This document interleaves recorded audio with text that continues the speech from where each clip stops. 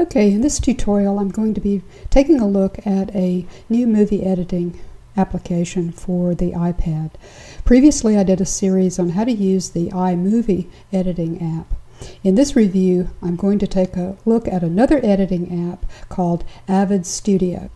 But first let me show you how to get it onto your iPad in case you don't know. First go to your App Store and open it up and do a search for Avid Studio, and you will find it. It's very inexpensive. It's only $5, and so you just hit the install button right here. I've already installed it, obviously, so that button is disabled. And once you get it downloaded, then it will install, and here's the icon right here, and if we tap on it, it opens it up, and you're presented with a screen that looks like this. You'll see this reel here, which shows all of your movie projects. To start a new project, all you do is hit the plus button, and you'll be given a dialog box where you want to name your project, and I'm going to create a project called the Delta.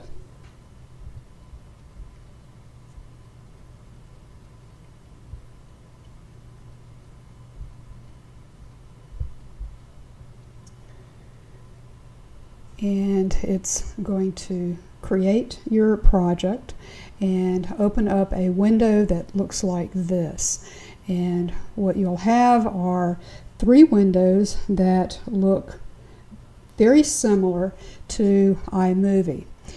In the upper left-hand corner is your browser window, and what you'll see here are, first of all, your various movie clips, your photos.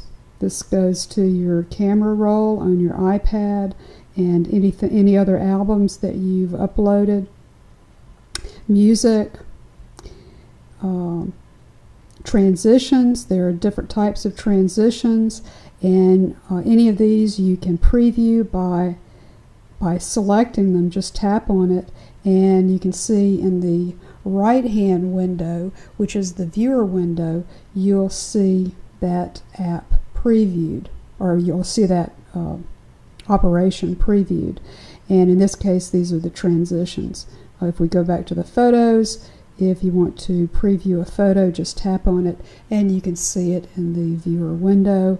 Or if you want to take a look at some footage, for example, you just tap on it and then hit the play button, and you can review that footage before you add it to your project.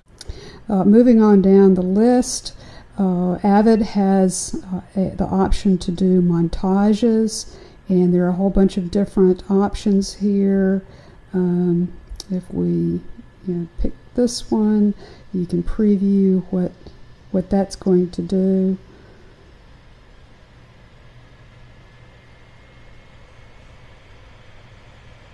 And then there is a text option. There are motion titles that will fade. That one fades in and fades out. There are others that have different motions associated with them. And then there are the standard titles that don't move, they just stay in place. So let's start working on a project.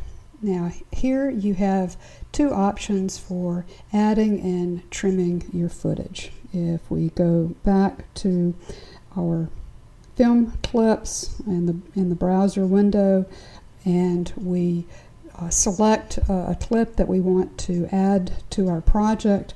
For example, let's see, we will try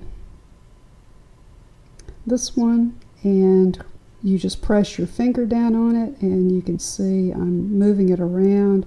What you want to do is drag it down here to your storyboard and then release your finger, and it drops it into the timeline. And then if we play it, you can review what that clip looks like in the viewer window. Okay, and then to go back to the beginning, you just hit the rewind button and it jumps back to the beginning of, actually to the beginning of your project. And so with this option, you can trim your footage after you get your clip into the storyboard.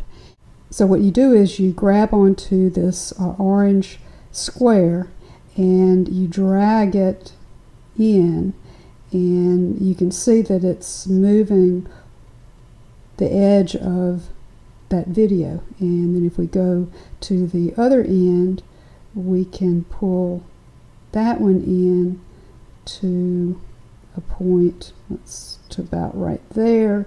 And so now we've trimmed the clip to a shorter segment of the original clip. So that's one way to trim a clip.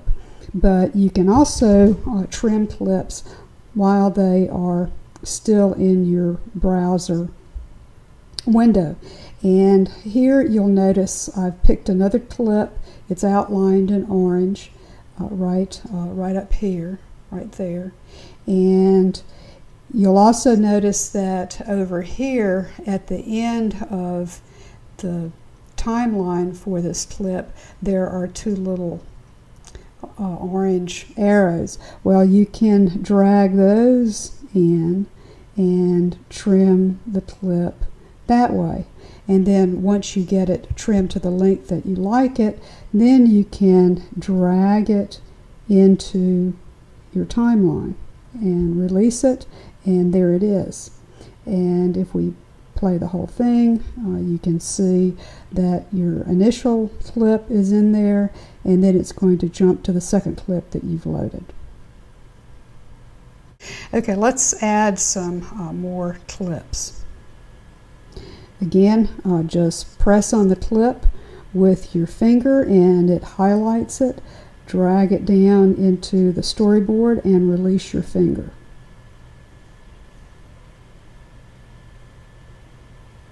There's another clip, and let's see what else. Let's add this one. What you see though is that we've got some pretty rough jump cuts between these clips. So we might want to add some transitions. So let's look at the transitions, and for example, perhaps we want a nice dissolve transition. That's this first one. So let's pull that one down here, and you see I'm dropping it here between the two clips, and I release it, and so now we play through that, you'll see that it'll do a nice dissolve into the next clip.